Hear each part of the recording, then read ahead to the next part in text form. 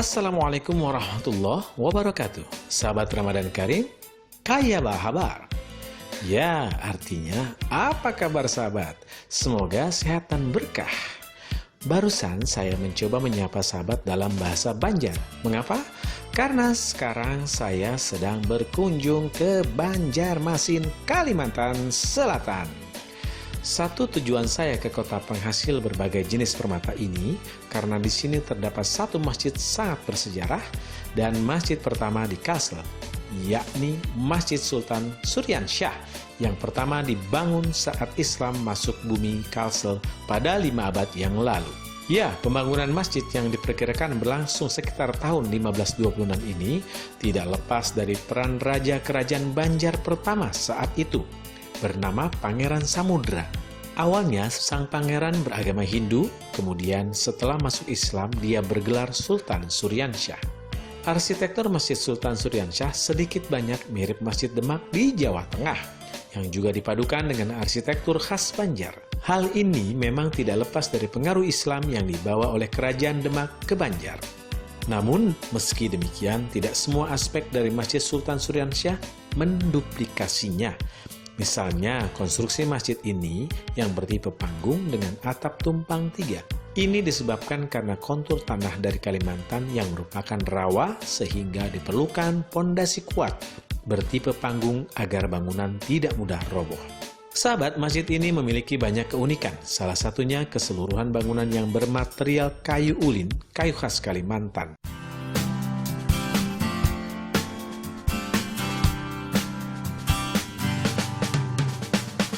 Ada 4 tiang sokoguru yang besar-besar terbuat dari satu pohon untuk satu tiang. Selain itu, keempat tiang ini masih asli sejak pertama kali dibangun. Bentuk ruang pada Masjid Sultan Suryansyah memang meniru gaya arsitektur Masjid Agung Demak yang dipengaruhi arsitektur Jawa kuno.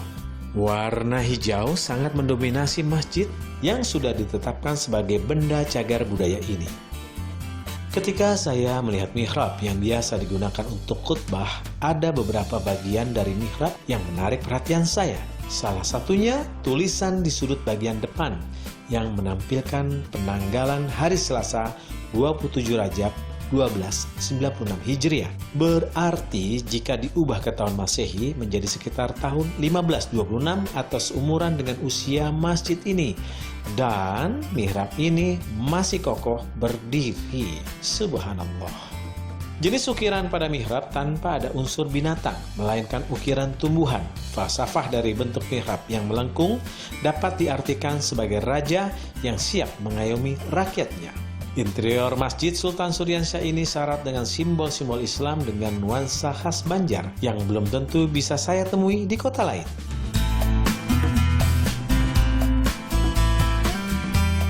Dan tentu saja saya juga melihat banyaknya ukiran kaligrafi Arab berupa ayat-ayat Al-Quran dan asma Allah. Masjid Sultan Suryansyah dibangun di pinggiran sungai yang merupakan pusat kegiatan masyarakat saat itu. Sebenarnya masjid ini tidak banyak mengalami perubahan, kecuali hanya memperluas bangunannya saja. Bentuk dan material bangunan pun masih dipertahankan keasliannya. 16 tiang penyangganya terbuat dari kayu ulin tanpa sambungan.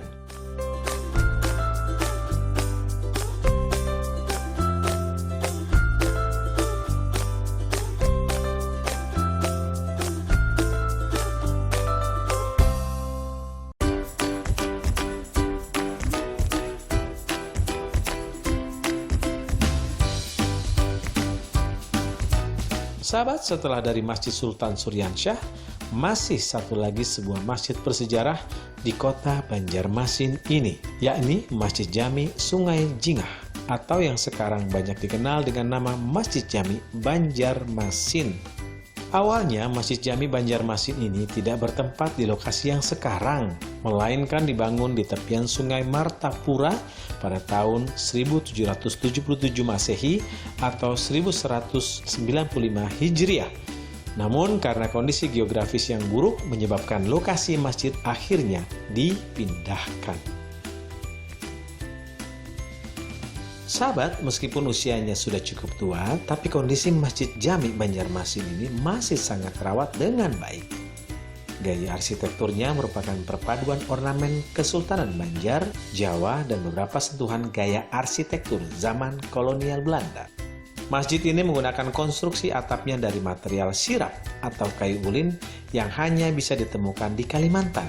Konstruksi atapnya pun seakan membawa kita ke peradaban raja-raja di Pulau Jawa yang konstruksi atap berundak 4 ini lazim ditemukan pada masjid tua Jawa zaman dulu. Masjid Jami yang berdiri di atas tanah seluas 2 hektar ini memiliki luas 1.600 meter persegi dan mempunyai pintu masuk sebanyak 38 buah. Jumlah pintu masuk yang cukup banyak ini selain untuk memudahkan jamaah keluar masuk masjid, pembuatannya juga mengacu pada rumah-rumah priai atau bangsawan Jawa tempo dulu.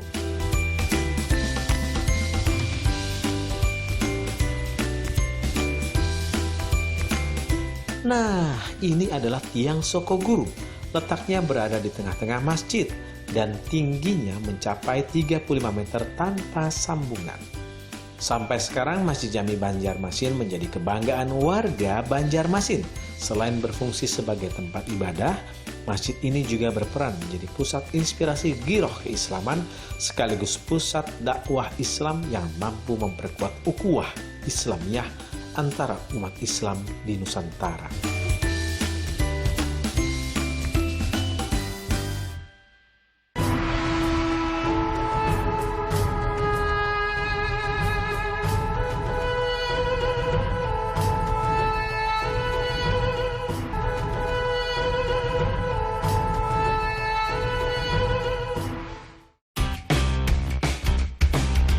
Sahabat Ramadan Karim, dari Kalimantan Selatan, sekarang saya bergerak ke Kalimantan Timur, tepatnya di Kabupaten Kutai Kartanegara. Ada apa di sini? Tentu tidak kalah istimewa, karena di sini terdapat satu masjid yang cantik dan tentu saja bersejarah. Masjid Jami Haji Amir Hasanuddin atau akrab disebut Masjid Jami Tenggarong. Masjid ini sudah dibangun sejak abad ke-19. Meski masjid tua, tapi masjid yang terletak di pusat kota Tenggarong ini sangat tertata rapi dan bersih. Periode pembangunannya dilakukan secara bertahap, dengan pembangunan pertama yang sederhana tanpa ada tiang-tiang tinggi oleh Sultan Haji Muhammad Sulaiman yang merupakan Sultan Kutai Kartanegara ke-17. Kemudian pada tahun 1874 barulah pembangunan kedua masjid yang seperti kita lihat sekarang ini dimulai oleh Sultan ke-18 Alimuddin. Nama Masjid Jami Haji Amir Hasanuddin ini diambil dari nama seorang menteri kerajaan karena beliaulah yang memprakarsai pembangunan masjid ini.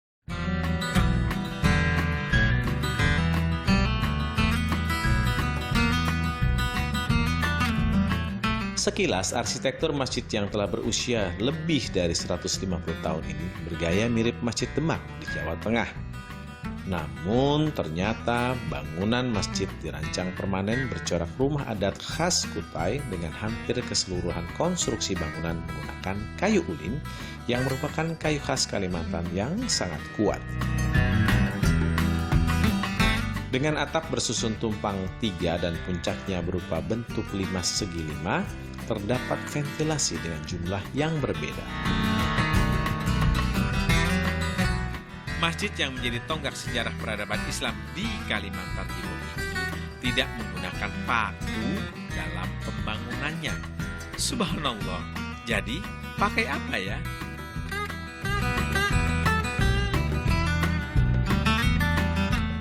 Warna catnya didominasi warna putih, kuning, dan hijau yang merupakan pengaruh syiar Islam dari Jawa. Sirkulasi udaranya pun sangat baik. Udara terasa segar karena angin masuk dari 19 pintu yang mengelilingi bangunan.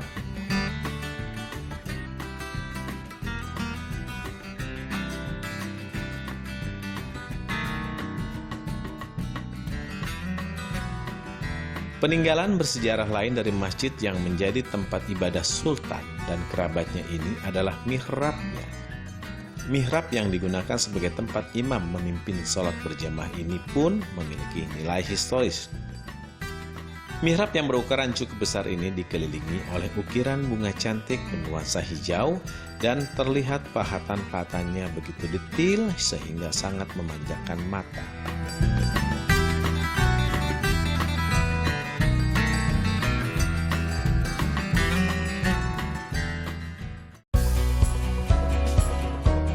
Sahabat Ramadan Karim, Kalimantan Selatan dan Timur ternyata memiliki cukup banyak jejak sejarah Islam di Nusantara ini.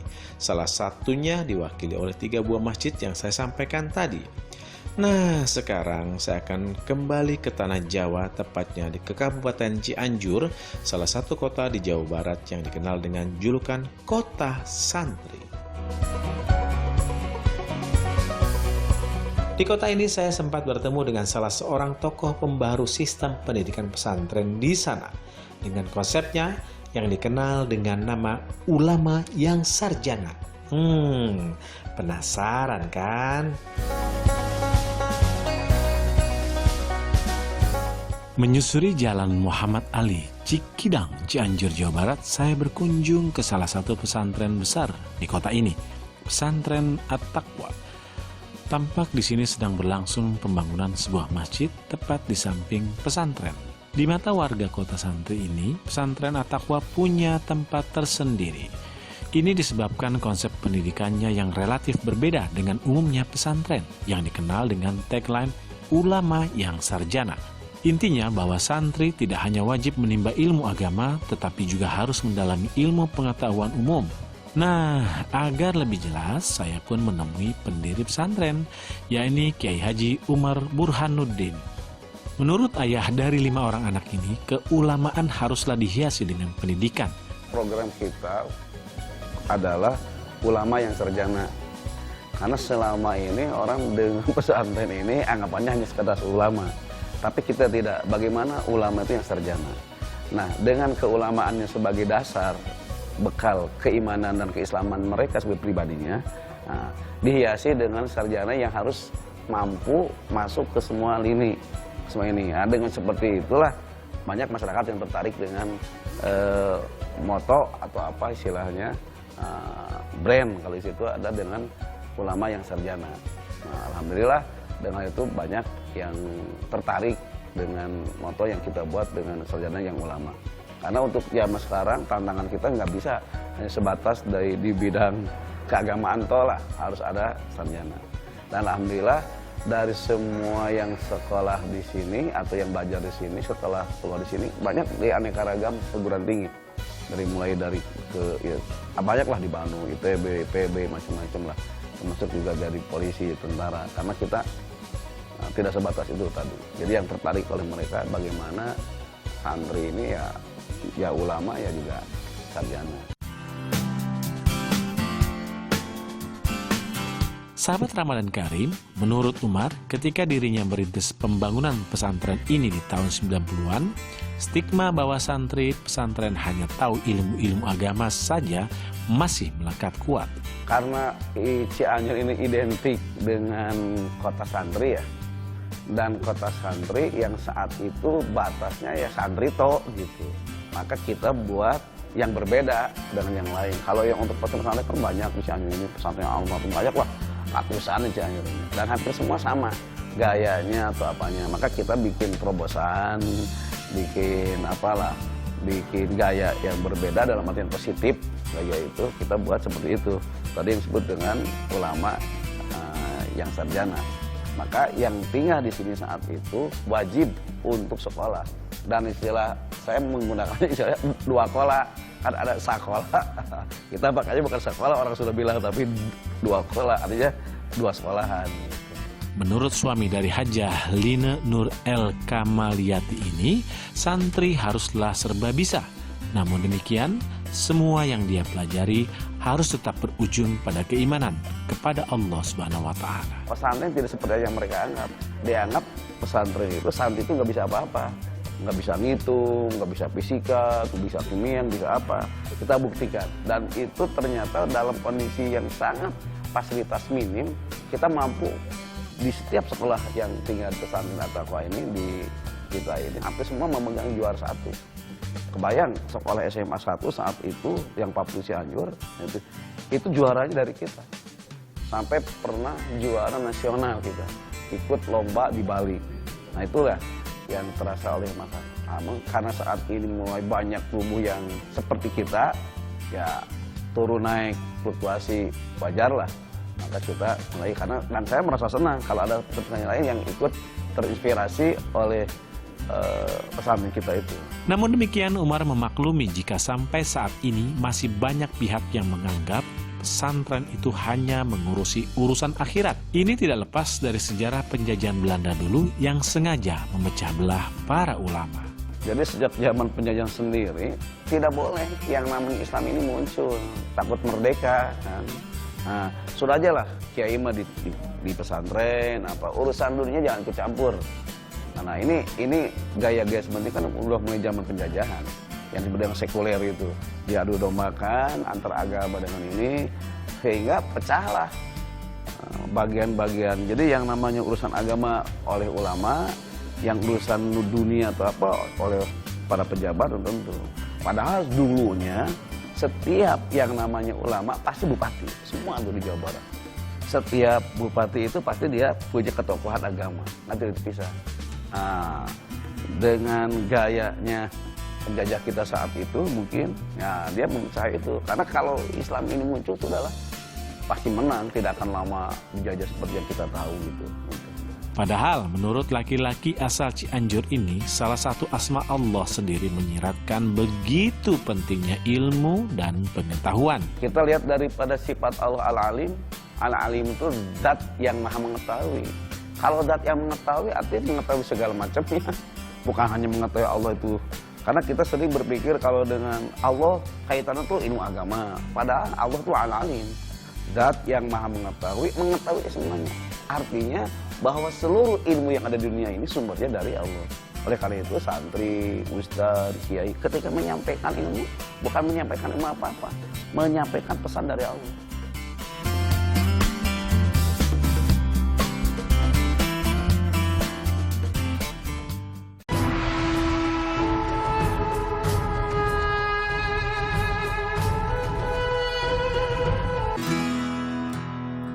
Tentang keberadaan pesantren ini, Umar mengaku pembangunannya tak lepas dari cobaan dan halangan. Tentu saja pada tahun 1995, At-Taqwa tidaklah semegah ini, melainkan sebuah bangunan gubuk semi permanen. Saya ini waktu itu single fighter istilahnya, bermain sendiri, tidak ada.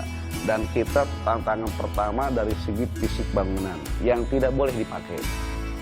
Jadi pemerintah buat surat dengan melalui dulu ada PU namanya, bahwa pesantren kita tidak layak pakai. Dan itu tantangan langsung oleh Bupati saat itu, Bupati Cianjur. Sedangkan kita kan nggak punya fasilitas, punya apa, santri banyak saat itu, bagaimana itu, gitu. Maka kita datang ke pemerintah saat itu, saya sampaikan kepada Bupati, Pak, pesantren itu bukan dikasih surat untuk tidak layak pakai, harusnya dibantu. Dan hambatan terbesar adalah keberadaan preman. Dulu daerah ini dikenal sebagai sarang judi togel. Lingkungan di kita ini dulunya ini adalah lingkungan preman-preman, susah masuk ke sini, nggak bisa. Itu yang kedua tantangan kita. Sehingga tepat waktu ngaji, istri kita dipotong. Sejak awal pendirian pesantren, Umar sudah membuka At-Taqwa untuk para duafa dan anak-anak yatim piatu. Pesantren At-Taqwa ini hampir seluruh kita yang menanggung biaya untuk sekolah mereka. Dan alhamdulillah Allah takdirkan yang seperti yang tidak mampu tapi pinter. Pinter karena kita gojlong di sini ya. Tidak dipungut bayaran. Pesantren ini sudah sekian tahun tidak pernah mengambil pungutan dari peserta didik lah ya, siswa, pesantren, gitu. Hampir semua kita. Dan kita malah ambil yang tidak mampu. Yang tidak mampu, yang miskin, anak pemulung, anak tukang cuci, anak tukang pembelah batu, semua kita bawa dengan syarat dia mau belajar, mau menghafal ini. Dan ternyata nggak tahu lah, sudah sunatullah ya, orang yang prihatin yang apa tuh biasanya hebat. Sahabat, membantu fakir miskin memang sudah menjadi mimpi besarnya sejak dulu. Ketika itu, Umar kecil sangat prihatin dan serba kekurangan. Saya terlahir dari orang tua yang kebetulan sejak kecil sudah tinggal orang tua saya. Bapak dalam hal ini, dengan bapak saya. Dan alhamdulillah Allah menakdirkan pula saya dalam kondisi keluarga saya keluarga yang tidak mampu. Makanya kenapa saya tertarik dan ingin sekali membantu orang tidak mampu, karena latar belakang saya bukan dari orang mampu. Nah, saat itu saya juga istilah sepatu itu harus pakai ikat tali rapia, karena celana nggak punya. Celana juga bolong-bolong. Namun meski hidup serba berkekurangan, Allah Subhanahu wa Ta'ala memberi anak dari Raden Lim Abdurrahim dan Nyai Supra ini sepasang orang tua yang luar biasa, yang senantiasa selalu menyemangatinya dan mencontohkan keteladanan. Karena nasihat orang tua saya yang di sini adalah ibu yang betul-betul nggak bisa dilupakan, ya tadi. Kamu hidup di mana saja dua, kalau ingin bahagia, ingin sukses. Ya, yang pertama jujur, yang kedua baca. Jujur, baca. Loba maca, jujur dulu. Dan itu ternyata nasihat yang dua itu, alhamdulillah.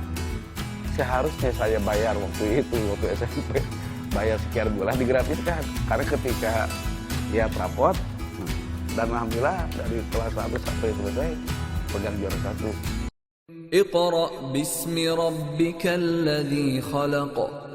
Khalaqal insana min 'alaq. Bacalah dengan menyebut nama Tuhanmu yang menciptakan.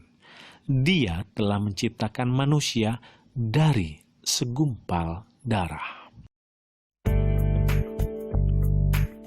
Setelah menjalani pahit manis kehidupan menghadapi berbagai ujian, hanya satu keinginan sang kiai ketika tiba saat akhir nanti. Kalau untuk saya ringkes yang nama hidup ini, bagaimana saya masuk surga tanpa ke neraka, selesai. Saya nggak hidup adalah merupakan dan yang saya tidak. Saya dalam hidup ini karena oleh karena itu saya tidak pernah ada rasa takut sama siapapun. Kalau ini emang jalan saya untuk ke surga, buat apa sih orang mukmin tidak punya cita-cita itu? Ya, bohong itu. Saya mah ini tuh bukan mau masuk surga, tidak. Saya mah sebenarnya bagaimana saya masuk surga tapi tanpa ke neraka. Karena masuk ke surga itu macam-macam kan, prosesnya begini. Saya cuma satu. Bagaimana hidup saya, istri saya, keluarga saya. Bahwa kata Rasulullah nanti ketika seseorang memasuki surga itu, yang paling dirindukan oleh orang itu adalah keluarganya. Ketika orang itu memasuki surga dan tidak ada keluarganya, jangan diharap jadi masuk ke surga. Hai orang-orang yang beriman, peliharalah dirimu dan keluargamu dari api neraka yang bahan bakarnya adalah manusia dan batu. Penjaganya malaikat-malaikat yang kasar, keras, dan tidak mendurhakai Allah terhadap apa yang diperintahkannya kepada mereka dan selalu mengerjakan apa yang diperintahkan. Sahabat Ramadan Karim, setiap ilmu yang kita pelajari, setiap pengetahuan yang kita raih, sejatinya harus selalu berujung pada keimanan kepada Allah Subhanahu wa Ta'ala. Semoga apa yang saya sampaikan di episode Ramadan Karim kali ini membawa manfaat dan berkah. Amin ya rabbal alamin. Saya pamit. Wassalamualaikum warahmatullahi wabarakatuh.